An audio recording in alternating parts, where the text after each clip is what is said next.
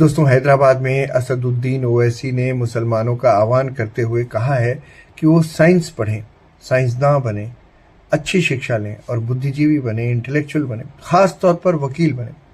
क्योंकि अगर आपको कानून की जानकारी है तो आप पुलिस से सवाल कर सकते हैं, एडमिनिस्ट्रेशन से सवाल कर सकते हैं और अपने हक के लिए आमने सामने बात कर सकते हैं। ओवैसी ने वकील बनने पर ज्यादा जोर दिया।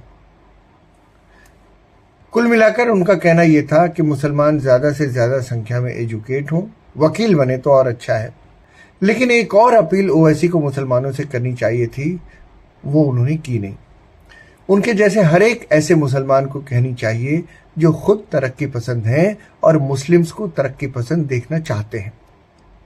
ओवैसी को मुसलमानों से अपील यह करनी चाहिए थी कि वो ऊंची से ऊंची शिक्षा लें, लेकिन आतंकवाद के झांसे में ना आए। हिंदू लड़कियों को धोखे में डालकर उनकी असमत लूटने का काम न करें। हाथ में कलावा बांधकर हिंदू लड़कियों को चीट न करें और उनकी जिंदगियां सिर्फ इसलिए बर्बाद न करें कि मुसलमानों को एक दिन भारत को गजवाए हिंद बनाना है।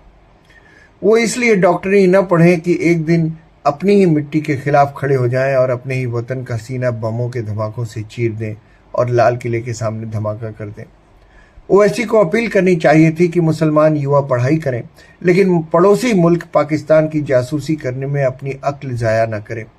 मुल्क की सरहदें सबसे सेफ होनी चाहिए और यहाँ धर्म को लेकर पाकिस्तान के हक की बातें करना नालायकों का काम है।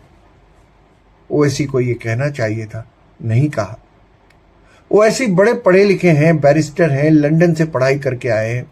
उन्हें मुस्लिम युवाओं से अपील करनी चाहिए थी कि वो आईसिस के चंगुल में ना फंसें। बताना चाहिए था कि ये मुल्क और यहाँ की तहजीब उन्हीं की है और इस तहजीब में माँ से प्यार करना सबसे बड़ी इबादत मानी जाती है। ओवैसी ये कहते अगर कि ए हिंदुस्तान के मुसलमानों, तुम दुनिया में सबसे ज्यादा आज़ादी पाने वाले मुसलमान इसलिए हो क्योंकि ये मुल्क हिंदू अक्सरियत का है, जो खुद से इख्तिलाफ रखने वालों को भी अपनी बाहों में भरता रहा है। ये वो हिंदू कौम है जहां आप भगवान को मानते हैं तो भी हिंदू हैं और अगर आप नास्तिक हैं तो भी एक हिंदू ही कहे जाएंगे। वो अधिकार कोई आपसे छीन नहीं सकता। ऐ मुसलमानों, जरा दुनिया के दूसरे मुल्कों की ओर देखो, वो इस्लामिक मुल्क भी देखो जिनमें आए दिन हिंसक वारदातें होती रहती हैं।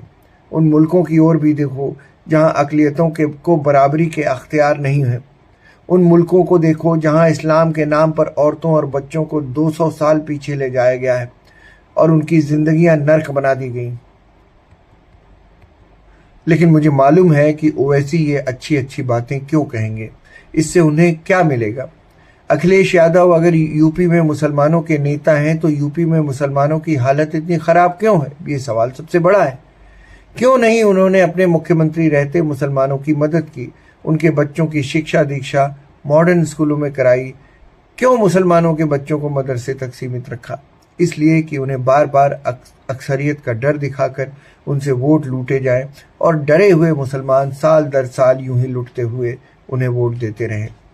इसीलिए ओवैसी हों या अखिलेश यादव, राहुल गांधी हों या तेजस्वी यादव, सबके सब चाहते यही हैं कि मदरसे में पढ़ता हुआ मुसलमान दरी बिछाने का काम करता रहे।